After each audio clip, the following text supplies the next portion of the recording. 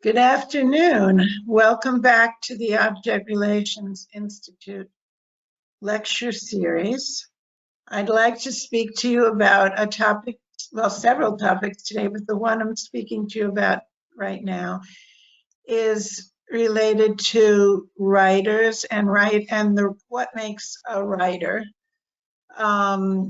Being a writer myself, with many published books, many articles, and always working on different forms of writing and helping people with writing within the 45 years of my practice, always having writing groups and working with people who have writing blocks, I thought it would be interesting to share with you about my idea of what makes a writer from the inside out. Because some people define what makes a writer from external circumstances, particularly according to whether somebody is publishing. But I would like to give you a definition of a writer that relates to the internal world of the writer and what I see as the most meaningful view of the artistic aspect of being a writer, as opposed to a purely functional one.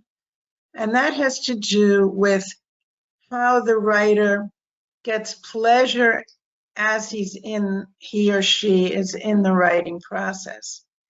And my definition of a writer is about whether you are experiencing what you're writing as you write it and evolving what you say as you're in the writing process, as opposed to coming from your head with some pre-programmed ideas of what you want to say. I mean, you may have a general idea, but of what you're intending to write, of course, but there's a big difference between going into writing through an idea in one's head or the idea of what one is going to say ahead of time, as opposed to the spontaneous evolution of writing and speaking your thoughts in writing as you're in the process itself. This is what makes writing a creative process. And my view of the writer is that from the inside out is someone who gets the pleasure of writing through evolving what the person wants to say as they're in the writing process, not pre-programming it from one's head. And I think that's a very important distinction that allows us also to be free of the external definition of writers in terms of publications. Of course, I publish a lot and I love publishing, but there are a lot of writers that are really talented and might just want to enjoy the process of writing and sharing it with people without going through all the issues of publishing. And there's the genuine thing in itself of what a writer is, someone who writes for the pleasure of expressing one's voice in the written word as one writes in the moment. So it's about being in the moment versus imposing a false self into the writing process by putting something in your head and being dominated by that. In fact, working with long-term with writers who have writing blocks, I found that what can stymie someone in the writing process is when they impose the idea of a plot, for example, on what they want to write, as opposed to allowing the evolution of the plot to come from the characters. This is actually a point I make in my book, The Compulsion to Create Women Writers and Their Demon Lovers, published by Routledge in 1993 and then ORI Academic Press in 2013.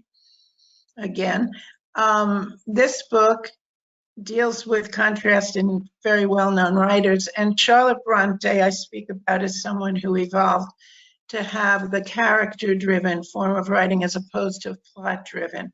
I contrast it with her sister, and I contrast it with her earlier writing.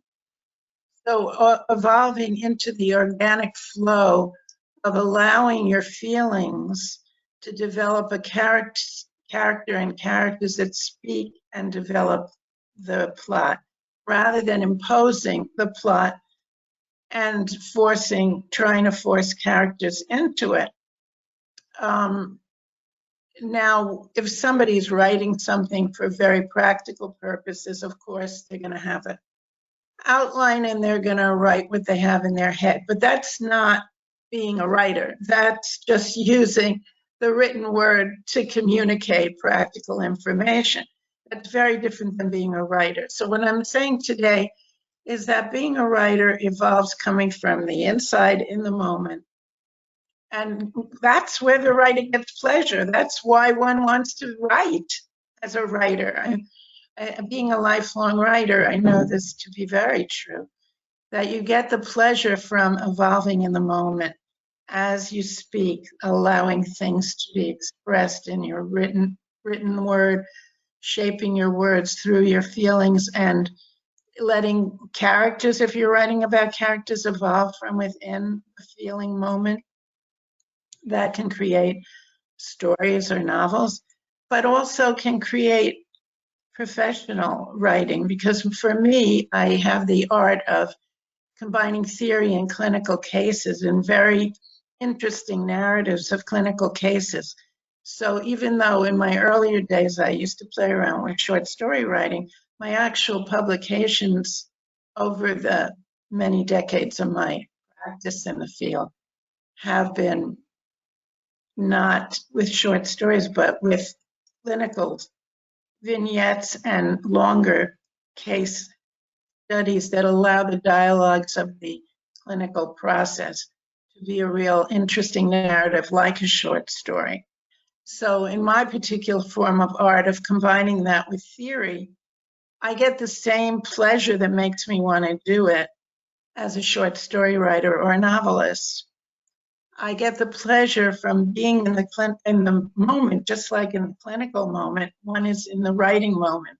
Also, as an Argentine tango dancer, the moment is very much the essence of the improvisation of Argentine tango. So as a dancer, I feel it. But as a writer, I know it from the inside out as I write words. And needless to say, now we use computers rather than just the romantic writing on a piece of paper, but it's still the same applies. It's the pleasure is gained from the inside out of expressing oneself as one's in the moment of writing and allowing things to evolve. That's where the writer gets the pleasure, and that's what motivates the writer to keep writing. And that, in my view, is what makes the actual authentic definition of what a writer is. So just wanted to share these thoughts with you today, something that's dear to my heart as a writer and as someone who helps people with writing. I do individual writing consults. I have a monthly writing group. I had earlier weekly and writing groups. People have published many things, books and articles, but they've also just enjoyed writing through my writing groups. And I've also done long-term psychoanalysis, helping people to work through blocks and impasses that relate to unconscious conflicts that hold them back in writing. And as they become more conscious of what's holding them back, that they might be going on against writing and other things that go back to the internal world with their early parent figures and authority figures, which form the internal editor that's too driven and they can oppose it, that creates blocks. But if they are just interested in allowing things to evolve and they can't do it, then we talk about, are they not going from the feeling and allowing the character to come, as opposed to imposing through their head what they think they want it to be, and therefore getting stuck because they actually go on strike against the persecutory part that's driving them towards an image in their mind, rather than allowing things to evolve from the moment in feeling and self-expression through feeling. Thank you very much for joining me today. I've enjoyed sharing these thoughts with